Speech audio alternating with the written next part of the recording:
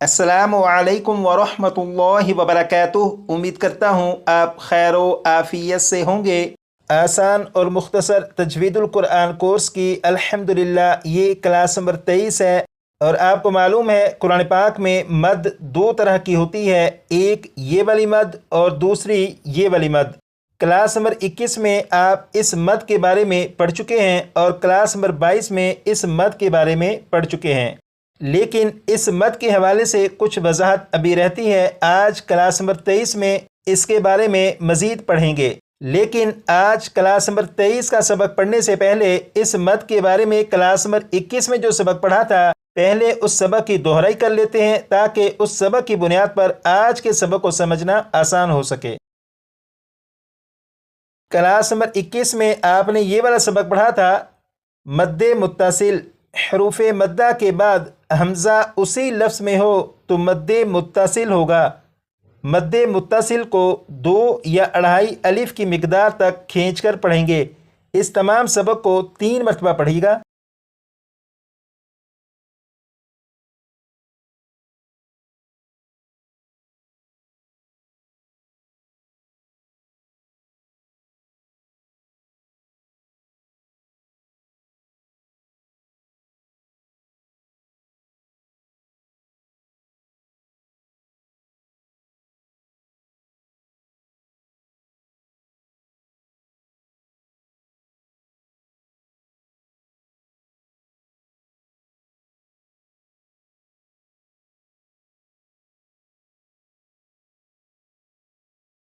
यहाँ पर आपने पढ़ा हरूफ मद्दा के बाद हमज़ा उसी लफ्ज़ में हो तो मद्दे मुत्तसिल होगा। इसका मतलब यह है कि अगर किसी लफ्ज़ में हरूफ मद्दा में से कोई हरफ मद्दा मौजूद हो और उस हरफ मद्दा के बाद हमज़ा उसी लफ्ज़ में हो तो मद्दे मुत्तसिल होगा। जैसे आप यहाँ पर देखें, ये जो लफ्ज़ है इस लफ्ज़ में अलिफ मौजूद है, अलिफ से पहले ज़बर भी है। जब अलिफ से पहले ज़बर है तो ये अलिफ अलिफ मद्दा हुआ। अलिफ मद्दा के बाद हमज़ा इसी लफ्ज़ में मौजूद है। जब अलिफ मद्दा के बाद हमज़ा इसी लफ्ज़ में है तो यहाँ पर मद्दे मुत्तसिल होगा। और ये वाली मद जो आप देख रहे हैं यहाँ पर, ये मद मद्दे मुत्तसिल की अलामत है। क्लास नंबर 21 में इस मद के बारे में जो सबक पढ़ा था अल्हम्दुलिल्लाह उसकी दोहराई कर चुके हैं। और क्लास नंबर 23 में जो सबक पढ़ना है अब उसकी तरफ चलते हैं। यहाँ पर देखें लिखा है मद्दे लाजिम, मद्दे लाजिम 6 मरतबा पढ़ेगा।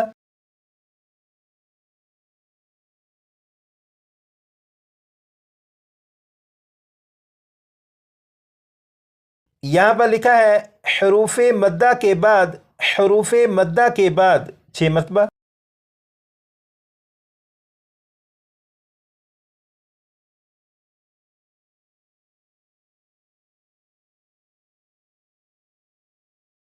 अब यहाँ से पढ़ेंगे सुकूने असली हो, सुकूने असली हो 6 मरतबा।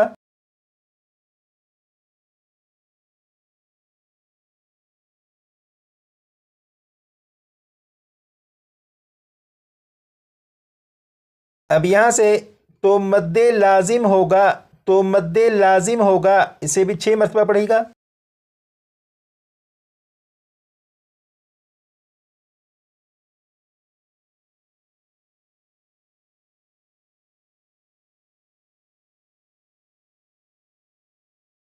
यहाँ पर लिखा है हरूफ मद्दा, और हरूफ मद्दा के बारे में यकीनन आपको मालूम है कि हरूफ मद्दा 3 हैं, अलिफ वाव या।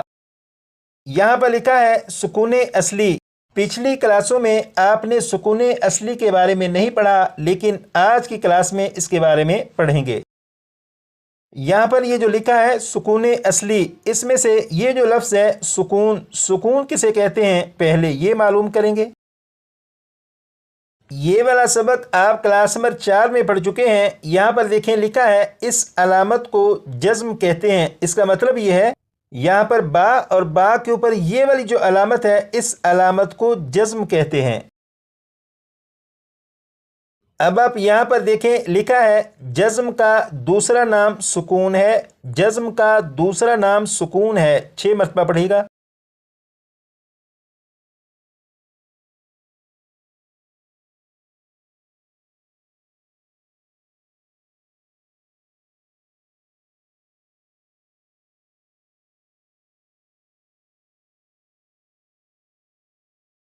آپ نے پڑھا جزم کا دوسرا نام سکون ہے، اس کا مطلب یہ ہے یہ جو علامت ہے یعنی جزم، اس جزم کا دوسرا نام سکون ہے، مطلب یہ کہ جزم کو سکون بھی کہتے ہیں۔ یہاں پر یہ جو لکھا ہے سکون، یقیناً آپ کو اس کے بارے میں معلوم ہو چکا ہے۔ یہاں پر با کے اوپر یہ جو علامت ہے یہ جزم بھی ہے اور اسی کو سکون بھی کہتے ہیں۔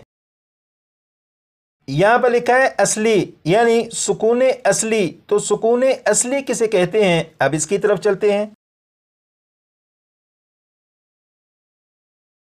اب آپ یہاں پر دیکھیں یہ جو لفظ ہے اگر آپ اسے پڑھیں تو یہ اس طرح پڑھا جائے گا، بسم اللہ الرحمن الرحیم، عن۔ اب آپ یہاں پر دیکھیں یہ جو لفظ ہے اس لفظ میں نون اور نون کے اوپر جزم ہے۔ اگر آپ اس لفظ کو پڑھیں چاہے وقف میں پڑھیں یا بغیر وقف کے پڑھیں، نون کے اوپر جو جزم ہے اس جزم کو دونوں حالتوں میں پڑھیں گے تو نون کے اوپر جو جزم ہے یہ تبدیل نہیں ہوگی، اور آپ کو معلوم ہے جزم کا دوسرا نام سکون ہے اور اسی کو سکون اصلی کہتے ہیں۔ اسی طرح یہ جو لفظ ہے اس لفظ میں میم کے اوپر جزم ہے۔ اگر آپ اس لفظ کو وقف کر کے پڑھیں یا بغیر وقف کے پڑھیں، دونوں حالتوں میں میم کے اوپر جو جزم ہے اسے پڑھیں گے، یہ تبدیل نہیں ہوگی، اور آپ کو معلوم ہے جزم کا دوسرا نام سکون ہے تو اسی کو سکون اصلی کہتے ہیں۔ اسی طرح یہ جو لفظ ہے اس لفظ کو بھی اگر آپ وقف کر کے پڑھیں یا بغیر وقف کے پڑھیں، دونوں صورتوں میں میم کے اوپر جو جزم ہے اسے پڑھیں گے، اسے تبدیل نہیں کریں گے، اور میم کے اوپر جو جزم ہے اس کا دوسرا نام سکون ہے اور اسی کو سکون اصلی کہتے ہیں۔ اور جزم کے بارے میں آپ نے کلاس نمبر 4 میں پڑھا تھا کہ جزم قرآن پاک میں 40,000 سے زیادہ مرتبہ ہے۔ اس کا مطلب یہ ہوا کہ یہ جو جزم ہے یعنی یہ جو سکون اصلی ہے، یہ سکون اصلی قرآن پاک میں 40,000 سے زیادہ مرتبہ ہے۔ یہاں پر لکھا ہے سکون اصلی، تو یقیناً سکون اصلی کے بارے میں آپ کو معلوم ہو چکا ہے کہ با کے اوپر یہ جو جزم ہے یہ سکون اصلی ہے۔ یہاں پر دیکھیں با کے اوپر تشدید ہے، اب اس کے بارے میں پڑھیں گے۔ یہ والا سبق آپ کلاس نمبر 7 میں پڑھ چکے ہیں۔ یہاں پر لکھا ہے جس حرف پر تشدید ہو اسے مشدد کہتے ہیں۔ جیسے یہاں پر آپ دیکھیں یہ ہے فا کے اوپر تشدید موجود ہے، لہٰذا یہ فا مشدد ہے۔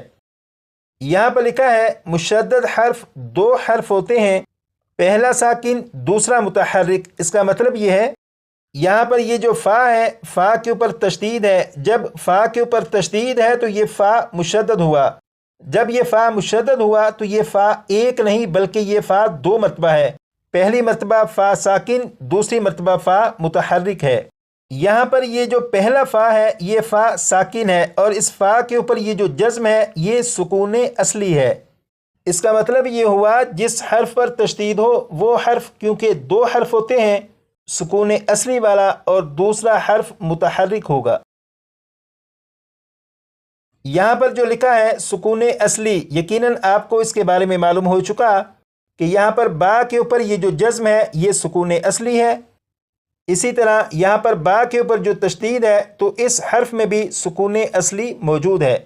یہ جو قاعدہ آپ نے پڑھا تھا اب اس کے مطلب کو سمجھتے ہیں تاکہ معلوم ہو کہ اس میں بات ہو کیا رہی ہے۔ آپ نے پڑھا تھا حروف مدہ کے بعد سکون اصلی ہو تو مد لازم ہوگا۔ اس کا مطلب یہ ہے کہ اگر حروف مدہ میں سے کسی حرف مدہ کے بعد سکون اصلی آ جائے تو وہاں پر مد لازم کا قاعدہ ہوگا۔ جیسے یہاں پر آپ دیکھیں یہ جو لفظ ہے اس لفظ میں یہاں پر الف اور الف سے پہلے زبر ہے، جب الف سے پہلے زبر ہے تو یہ الف مدہ ہوا، الف مدہ کے بعد فا کے اوپر تشدید ہے، جب الف مدہ کے بعد فا کے اوپر تشدید موجود ہے تو اس کا مطلب یہ ہوا کہ یہاں پر الف مدہ کے بعد سکون اصلی ہے، لہٰذا یہاں پر مد لازم ہوگا۔ اسی طرح یہاں پر آپ دیکھیں الف سے پہلے زبر ہے لہٰذا یہ الف مدہ ہوا، الف مدہ کے بعد قاف کے اوپر تشدید ہے، جب الف مدہ کے بعد تشدید موجود ہے تو یہاں پر بھی اور یہاں پر بھی مد لازم کا قاعدہ ہوگا۔ اب آپ دیکھیں، آپ نے اس مد کے بارے میں پڑھا تھا کہ یہ مد مد متصل کی علامت ہے، لیکن یہاں پر یہ مد مد متصل کی علامت نہیں، بلکہ یہاں پر یہ مد مد لازم کی علامت ہے۔ یہاں پر بھی مد لازم کی علامت ہے۔